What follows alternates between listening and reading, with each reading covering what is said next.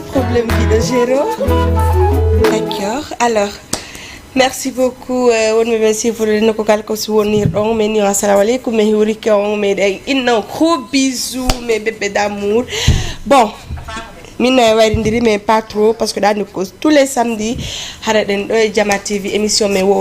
folie musicale et merci beaucoup kadi on surtout bien ma émission ratata be ko passe Jama TV woni kadi ko YouTube et ko télé ji kadi dans plus parce que souvent on note des noms aussi vous de Jama TV no wadde ko wela taw donc menen do fi mom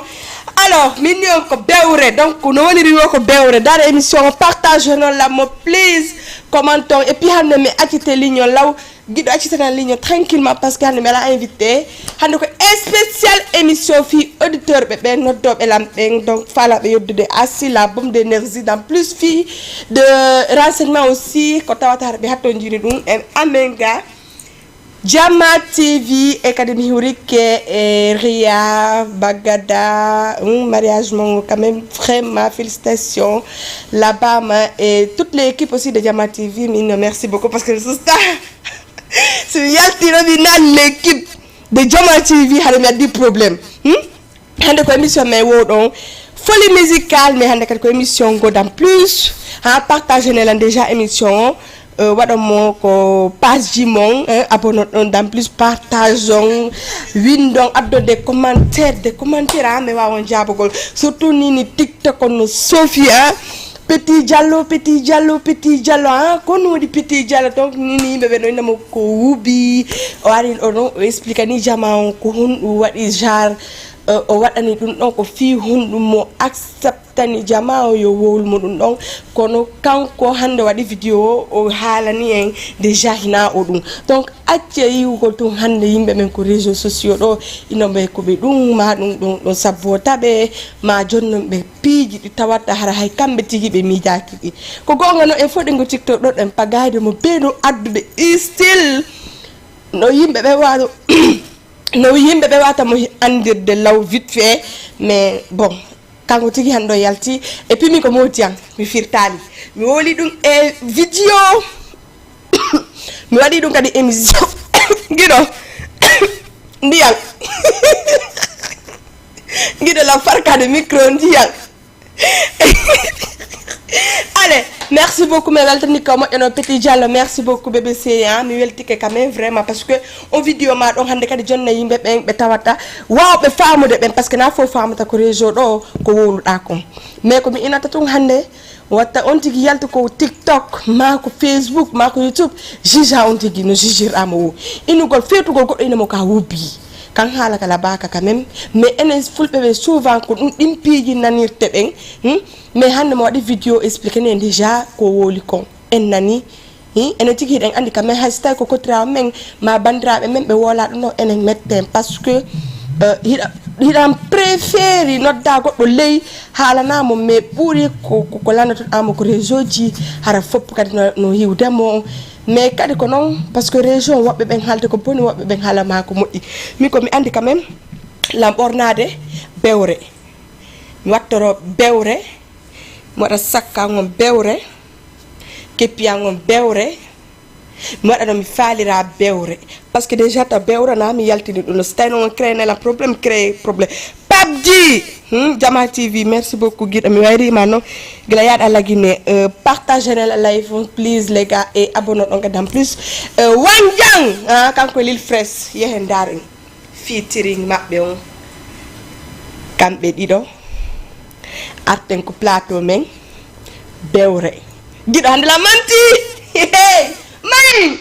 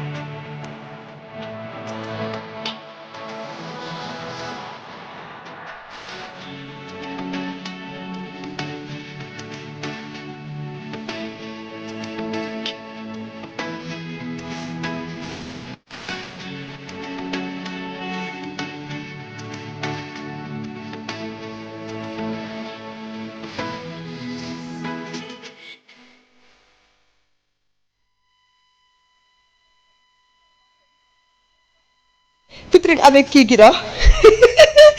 DJ Bella Stadio Fall TV champion minima big up donc mi arno do mi nio striker no de concert le 28 décembre ok la marque de plein droit argol innugol on événement fedje janno parce que là andi ko na woni wasi ko dido tatono di sabon inni be inni événement mene fa la prévente you know kam halu kala way halugol anglais gido d'accord fi watami ware habam hala pular ko nanta ko événement fedje jang mais inni merci beaucoup onon arnobe assisti conseil striker en Dakar mi no yo wadu layta parce que hubno to yite Alka Zayon présentation makko là-bas on a titano layta lay original lay be wadi présentation ji là-bas di sur scène kono de artiste vedette jang striker et puis bene wote na jang esson mimi watande striker ko est gido acciron ligne parce que hande la andi ko himbe be no yodo tranquille man andi fiono ni made kepi parce que koko mi fala hande wolu golo mi fala ko hirde face à face parce que min do andi mi herse quoi you know to ndarno mi fiddiri do ni ok ndian dang dawela dagol no problème désé abay ma le lo is dari ko mi adana ndian fi alla dara na ko mi adana ndian et fier dan dia compte dan do iwri bismillah parce que mi wata yadde dia en pleine émission gido mi yare do ra fop ya ko mena yarde ko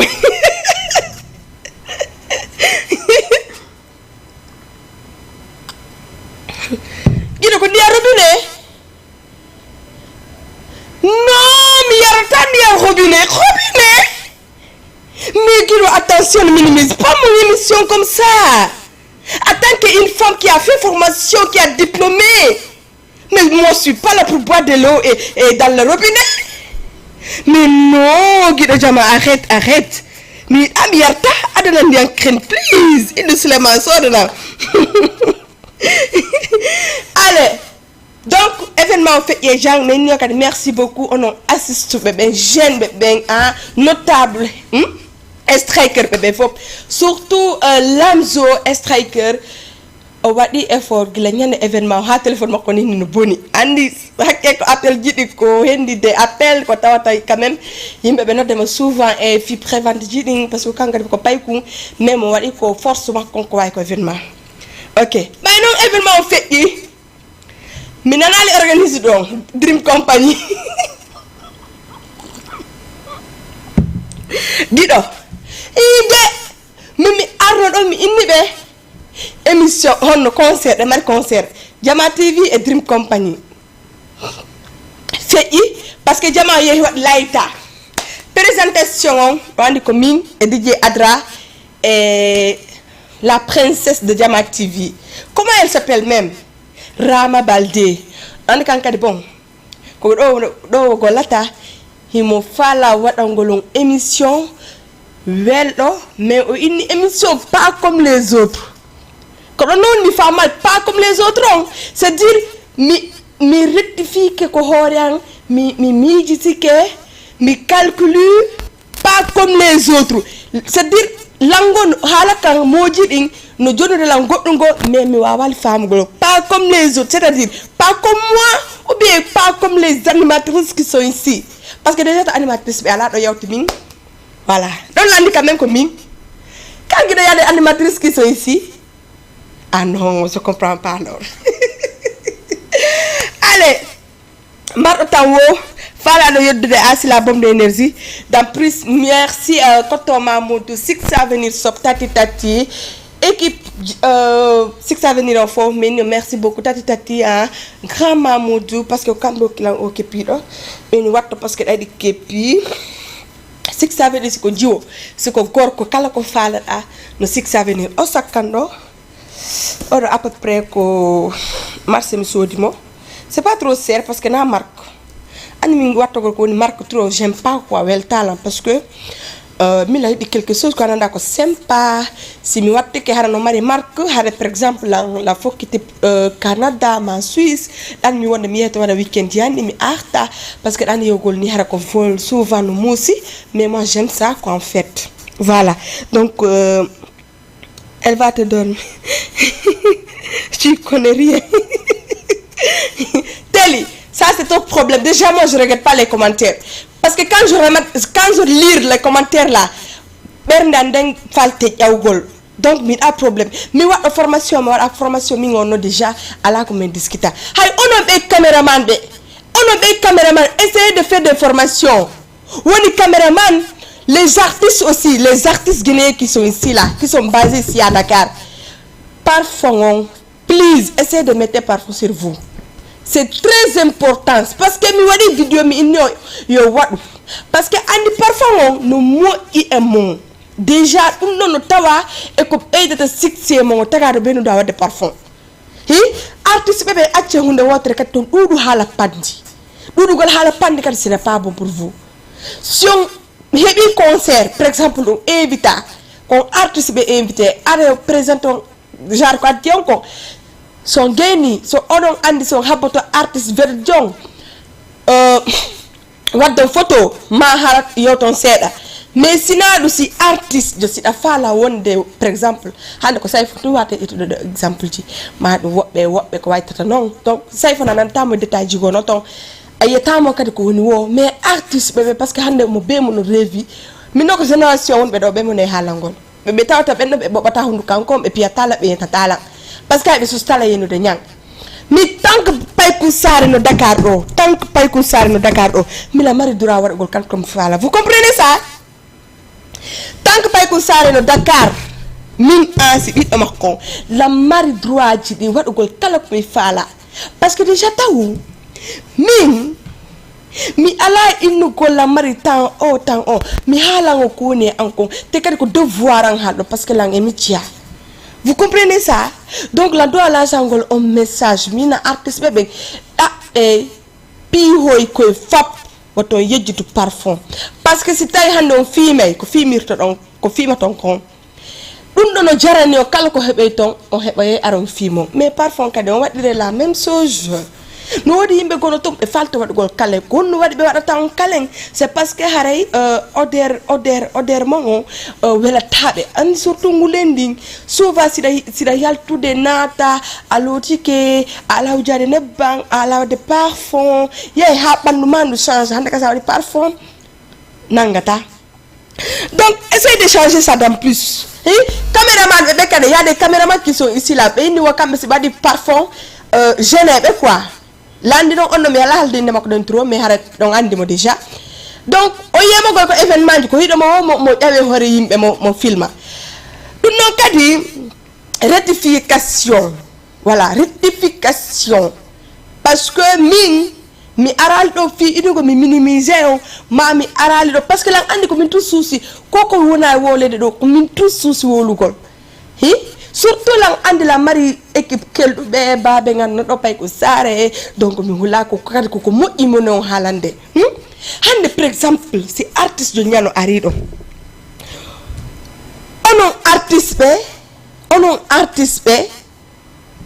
paykoy koye hara ɗon faala argol hiwro artiste jo vedette jong ka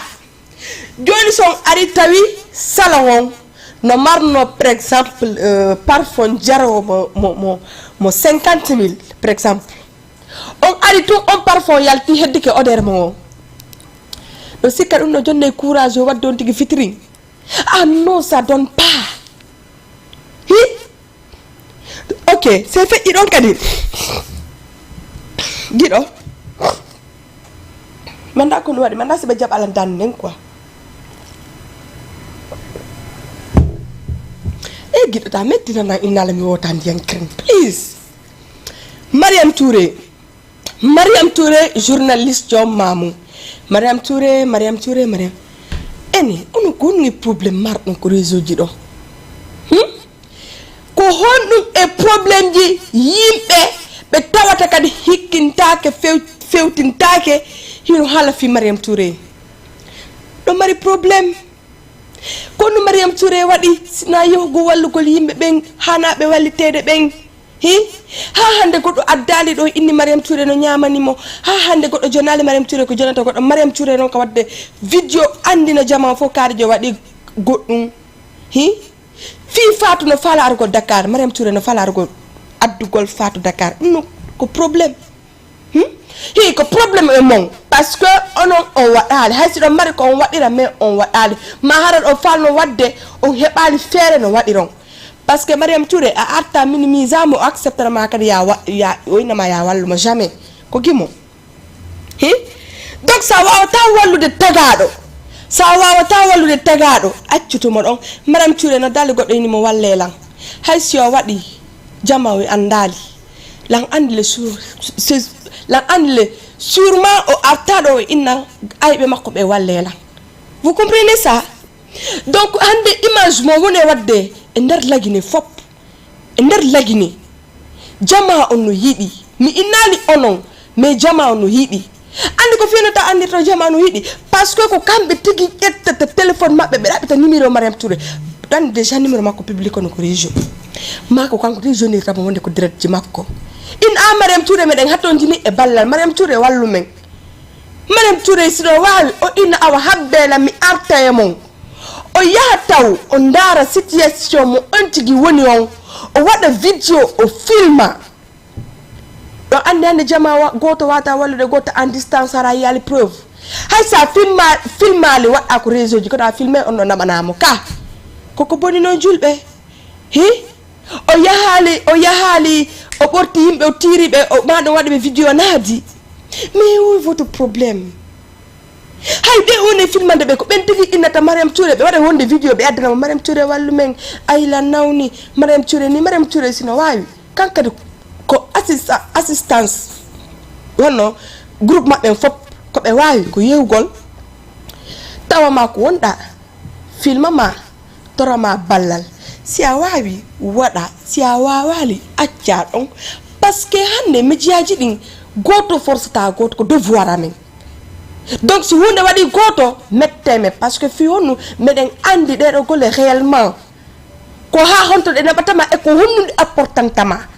par ce que déjà o média donc si peut être onon on sikkay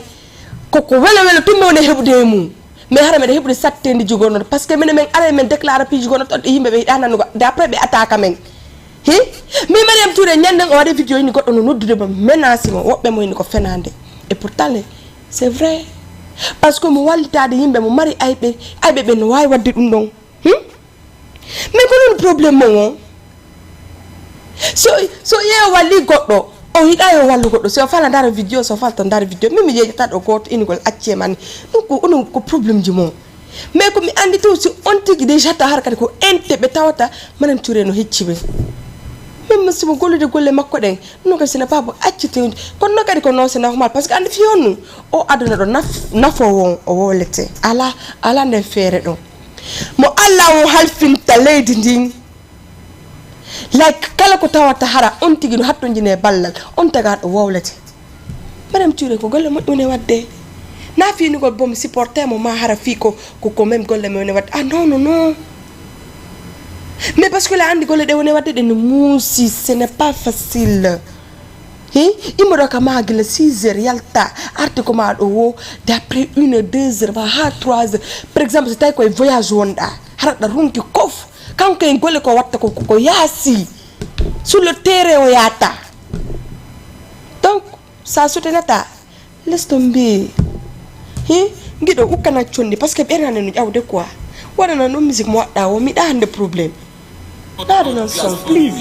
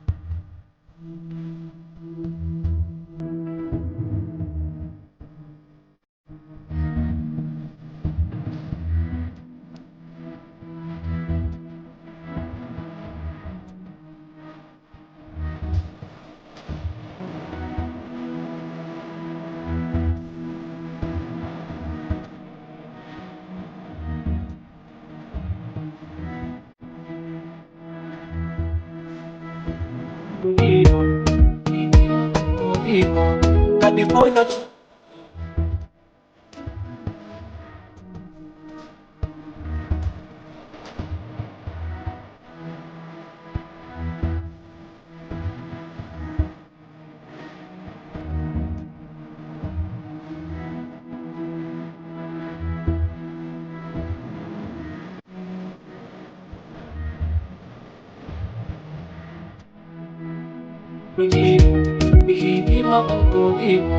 California TV.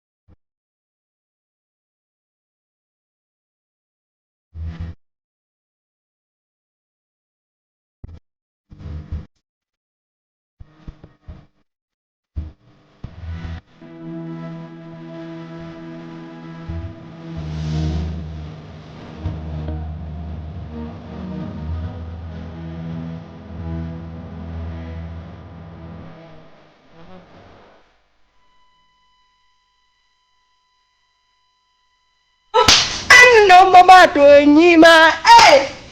Boubacar de formation, tu m'as marié diplôme musique. Maman, Adanga, what the problem, Nani? C'est musical, Dido. Ah, ok. Dido, ada musical, fi Allah, ya tal imam, jangan saya di fi Allah, bila fala amugol fi Allah. La ko pot. Jangan la imam sama mintung. Mai, mau biarin dia.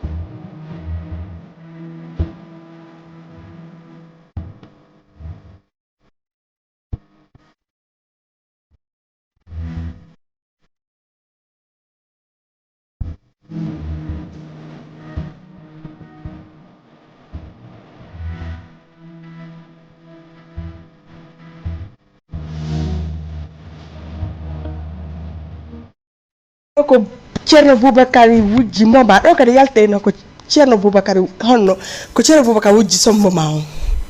yalte wowlon parce que onon ko tiktok ɗo mi dari mi tawi jeejede welata on wolonede gongo welata on ko dampede ayɓinede yennede welata on hiɗo wawi inde kadi ko moma jeeyo son hi jekka Ceerno Boubakary mari talan ɓuuri artiste jo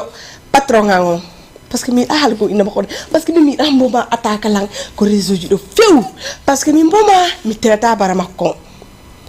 déjà kono on kono on andi ko mi faala haalde ko ni ko son Ceerno Boubakary tuwatalan aminde la waɗi paɗe towde seeɗa ni mi yana guiɗo ɗa falay tugal paɗɗe no soñjude lan wallahi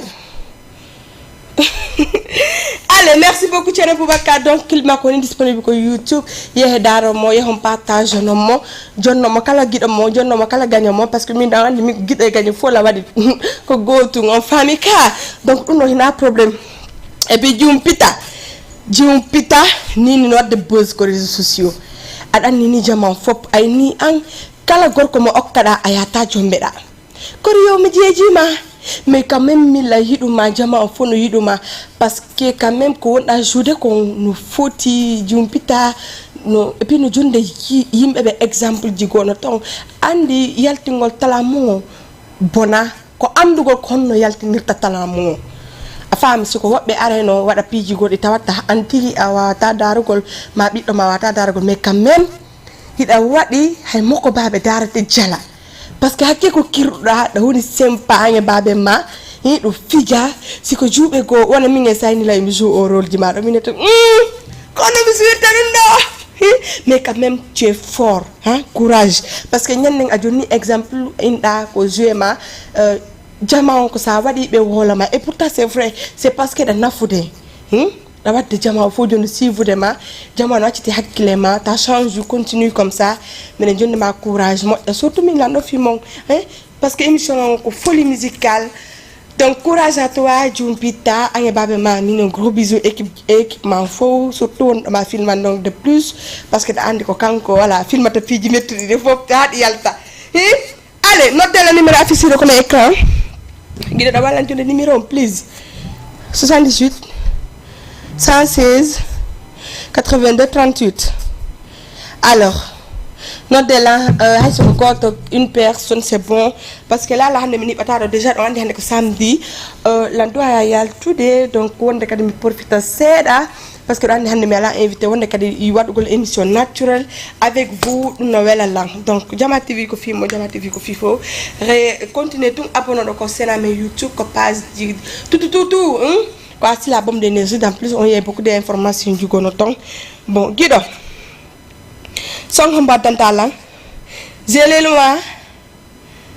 Mamadou Leluma guido est-ce que Mamadou Leluma min andi guido mi da artiste be tawata har ils sont pas professionnels quoi ko kambel wiyata kon kambel mi yata jetta artiste jo adama ko plateau makko o inna artiste jo il n'est pas professionnel ou bien elle n'est pas professionnelle là Campbell, on peut faire ça. Allez, on va aller regarder. Tierno.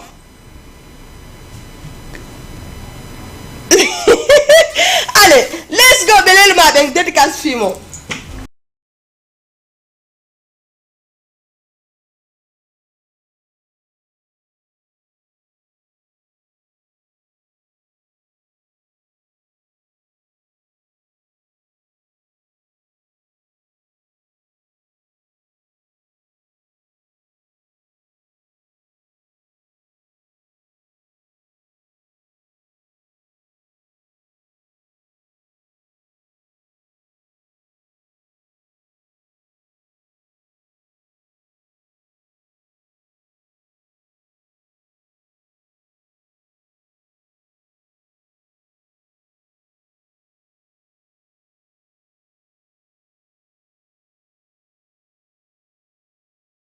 Be azino hodiba,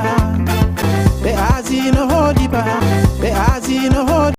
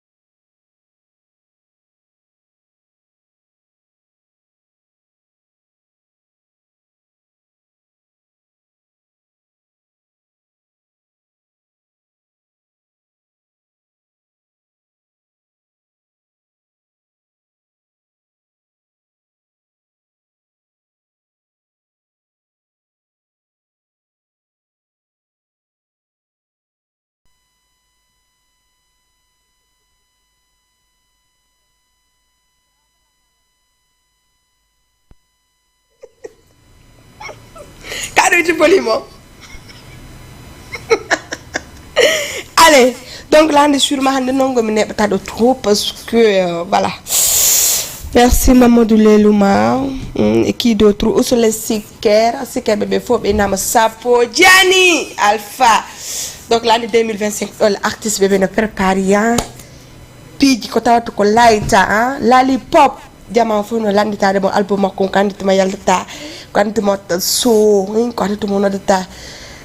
Gansama, ko ganchaman ka ko gansa. Donc album ko kan tuma yalta ta jamano fala moy de sur scène hara ko kango je événement mais lang andi bientôt parce que 2025 nati dans plus album ji bunu do yalta gol artiste be no do yalta ko surtout ngi be gollu ah yu gol tum artiste fi moni célèbre ko TikTok inami invité on mi adde on a concert non TikTok wa ta okko de artiste ko fala ko ida wawa non ande de der TikTok ida wawa non dans plus jama wada change ma ko TikTok surtout men rewbe ba men hetti golle ala donc men wawi dum do mais fi innugol une fois que jama woli fi ma ko be ara ko be men noddama ko be wada concert non aw on tigi hewtal on taw on wana ko likki laka ko dum ma no problème parce que jama andi ko TikTok o sikki be sikki si o addama do o hebbinay alors que non awata arde do hara gollali surtout crayon kadi YouTube ara ko son artistique ara ko chaîne YouTube artistique no gido gollong na don ton har déjà o do andi kon artiste wado piji waddi professionnel har do wadi présente go andi mi lat no fi artiste be no to watam halangol surtout kadi ton hawju fous wade kadi parfum comme union kon comporte on bien habillé en fait pour nous on dan no concurrence ma indi ko fi kali jono wadi ma kali jono do wade do no c'est normal andi vi ma ko fi ma et puis concurrence ko kem do no moyi o fami concurrence ko game no moyi parce que mi alni dum yaltani kedum donc pour ne so golle mon accepte donc jama yo ton 21h45 donc restez bon 1 heure de temps on va faire de light ici parce que maintenant que samedi guido allez no devant ko numéro affiché sur l'écran ka hande be hulu ka hande fono yalti hay ko une personne yoten 78 guido numéro ala ko l'écran 116 82 38 donc no de lang yoteng has une personne yotola kala ko fala don yotola des détails yotola explique non lang hal no la piki moni konto fewndi TBS climat kon gido mo yaltu do allô oui allo asi media kono way la émission ni ko media ko mata ko la déjà mi anda ma ka de ngandi ndiri no asi gesa no way wonde ara ndara 100% mais mi do anduma parce que c'est une vedette son andu oui ça moi je le sais déjà faut nous andi déjà mi comme star Johnny donc il a andi ni la télévision comme émission ma so on émission ça porte sur quel sujet s'il te plaît bon ko folie musicale kala ko mat assise ya duda pagayo tour message mo fait inta et pour ko wadi no duda lan déjà taw non asi mi fala rien message c'est d'accord billahi message ne di do ouais bien sûr si possible fait me essentiel tengene di do ya quoi tu as quoi non tu es une personne importante pour moi moi je suis important oui, bien sûr, c'est important parce que tu es une personne très connue en Afrique de l'Ouest. Ok, donc je suis connue comme ça. Bien sûr, tu es connu, bien sûr. Ah non, mais c'est quand mi anda ka yauti grand yof so eko parcelle. Comment tu vas nous Anmi souvent ni bebe no dela minimiser lang, ni bebe no dela sonja lang, anmi la sonja quoi. mais quoi ta ko namu kala way wadde dum andirande halana mi ko dum wona wadde la wi de le fus mi ala wadde fusara wadde andi ko 2025 do mi fala holude jama ko wi lan kon tigi asi ah bon parce que déjà taw mi la mari talang taw mi yak dal talang ko asi parce que yo teremane yo ta ko réseaux sociaux sans quoi sira yo tude c'est que ça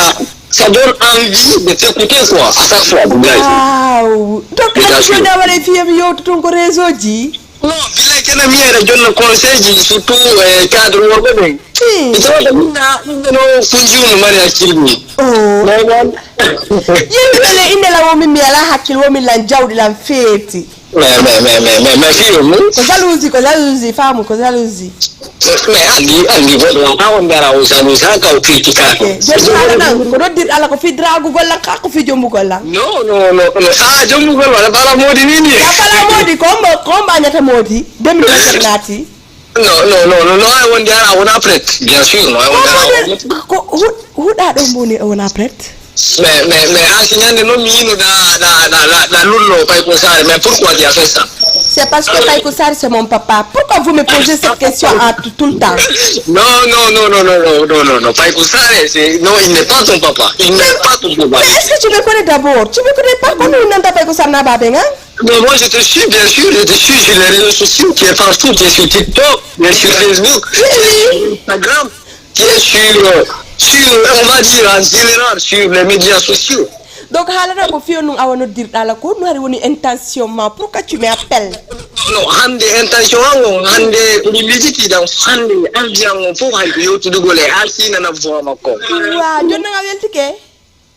Wow, je suis un peu satisfait vu que na okipini ni sango en beauty re yoter ne sera quoi. Problème ala jonna jama anita no jama TV do ko wolda do ko benani manani ko télé. Ah bon? Parce que ni ko émission mi woni ko émission do dalam tay mi décrocher. Ah bon, non, mais anda parce que min ko 4 mois me wadi Sénégal do mais anda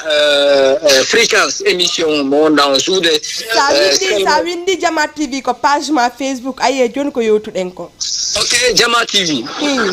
Jama TV fréquence ko jelu? Jama TV windi do Jama TV page jamais ngo yaltay. OK, no problème. Ay ko daruda Asimedia ko page déjà la blanche la partageront. Ah, Asimedia. Joni halna inde mane mo kama dédicace. Min ko ila hajraf sumi mete. Waaw inde teddunde machallah. Ouais, inde Allah quoi. Ko inde Allah no, inde Allah ko teddinte. Ko wadi simi inde machallah quoi. OK, ya ko mbo fal a dédicace mbo fal a. Ko mi on wira? Ko dédicace mbo fal a songo mbo Jani Alpha, Hezbo rap ka ko hombo. Son mo mi fala on nini? Ko son Jani Alpha mo himidong en hedje quoi, c'est vraiment dire en hedje quoi. C'est pas mon hedje ka. Ouais, effectivement ya. Ka siker de taw ka siker. Onu? Ka siker. Ouais, bien sûr. Ka 100% siker. Ah, bien sûr. Awla ta gere. On a tagéré, mais qu'on a écrit, mais on dit qu'on a écrit. Ne. Ouais, bien sûr. Problème là, moi que de Johnny, Inch'Allah, on a gagné. Ok. Mais vous devez Johnny écouter l'émission, Inch'Allah. Ok, y a pas de souci, merci beaucoup, Guido. Ok, vraiment, merci à toi. Merci, c'est gentil. Ko ni ɓeɗo dirtala ɓe falelen dragude oɗo noon nangi ke ɓay koko télé en direct jama fon heɗimo siko min tun e makko har ko en privé ko inneno lanɗa jomba kon won ay wadde ɗo welalan are yiden mina falama hiwgol hi sekkiɗo a welala yewtereji maɗe ko ni to ɓe attaba draga min nomi sali draguɗo la womi sali si a jombatala mi yiɗa si a haalantala fi dewgal pottota quoi ko ni waɗirton an non anangi falalan dragude a heɓali lawol mi tewi andi onon hiɗe famotiri goy kono ko réseaux sociaux ɗon on verra guiɗo okkat no son goto mo anniɗa wona probléme après mi ara mi waynito jama on parce que ɗo andi hande ko samedi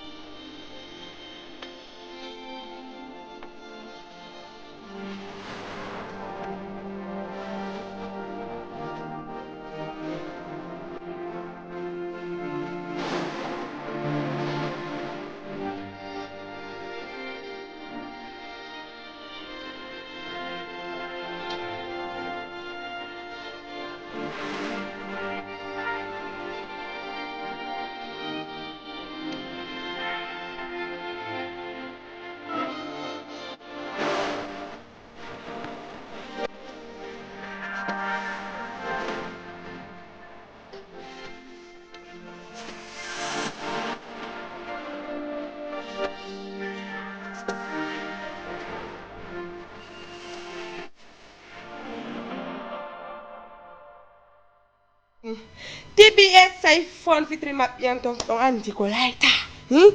mokki dédicace kala fan studio TBS iPhone déjà l'année iPhone mari extrait et donc TBS la même chose donc voilà artiste be mais quand même jun be golude jun be depuis jun professionnel parce que Aïssa Kindia e mo borni do nyandeng comme me ayde Aïssa Kindia no borni min meɗa yiide rouge jupe mu ari haga dan plus école non o wattaki école ko paɗe towre ni o watti bot de vexe hoore ɗon bon no laaɓa kono ɓay min guila o inninola hundu kanko no yaaji e yeeso yimɓe ɓen o hayɓinilan o inni min hundu kanko no yaaji o inni mi fiya welatamo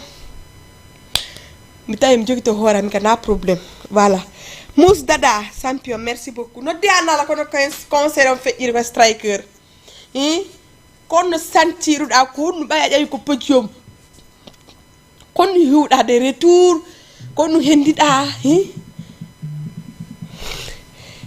kala nodduɗolan ɗo hande mi décroché si tawi ko dragolo wala yo Allah walluma allo oui o jarama mi jarama nalato jantu ko mbo ko ɓe Mali ok Mali fimon dow fimini fo dow awa mi inoɗaɗi wuttogo publicité nodunoma way sa ƴettani la occupé nini ko on ɗo wolde ɗo hiɗon en direct Jama TV bon Jama TV awo weltanama mi wuri ko Jama TV ñentiɓe Jama TV fof aw merci kono noon mbiytaɗo ɓeɓirtane wuttowe koye lanni grand joni ko joué wonɗe wadde joué ok merci ani nini lan ko télé la wadde émission ko ɗo nodduɗa lan eyyi sa haalanila Jama TV ko ane hombo uddita mais okkete dole koye ɗiɗo e koye Mali Jama TV ko wonde uddita ko hande tuma ane hombo fuɗɗiɗa darde Jama TV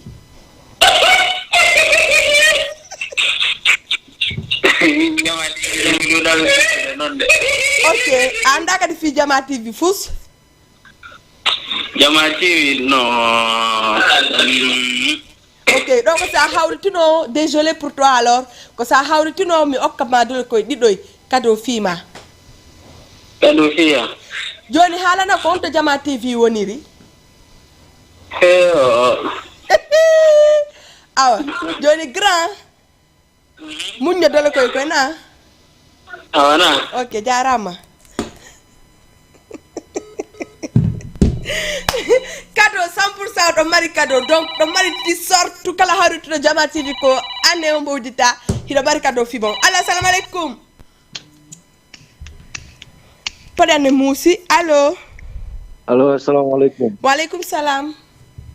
sister ya Mousse Dada hey jagama dundun jagama tun hey laita Fireman fire bonde addi voima taw addenan taw waɗi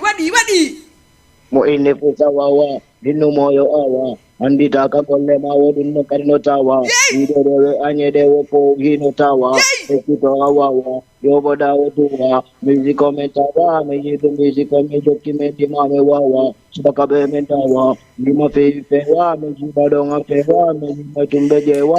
miroɓe tawa raga Mousse Dada ɗa feete hoore taw ɗa feete taw big up ko fima sister no ɗa feete rap ene Mousse Dada ko haɗi waɗa clip ko haɗi waɗon live taw e game o bientôt inchallah no accittu bientôt on to waɗu live ka waɗe goɗɗum dans 3 mois inchallah hiɗo mari talan o podium o gayni de podium o Merci, sister. présentation mon ko layta sur scène hay ɓe anniyaki amugol amel Yeah, ni ko ɗum waɗi simi ƴetti style ji mon ni par ce que ko layta Yeah, sister. Mbeɗe ngardude tole. non are accu ko waɗɗa kon ka are man are ko game Mbeɗe ngardude tole. Ɓe ngarata tolle. yes hara so ƴawi tun on huɓɓinayi gonga ɓe layta ko gambien ɓe wiyata kon Inshallah. Big up to you, my sister. merci Sampio donc événement feƴƴe jang Ouais, alhamdulillah. Et tout dans la vie. weeli on Très bien. Très cool. public on organisation on Andi ko jama tawa yo voilà jama tigi ko tawa warano laabi to aɗa laaɓi taw laabi ko no way an sa tawama organisation son tawama organisation hare no feeti taw no ko no ko piiji kesi ko bewre mi inni yeah kidira the vibe sambe to ba musdada mindo miya kakama mindo miya tanoma yes mindo miya kama ango ni miseri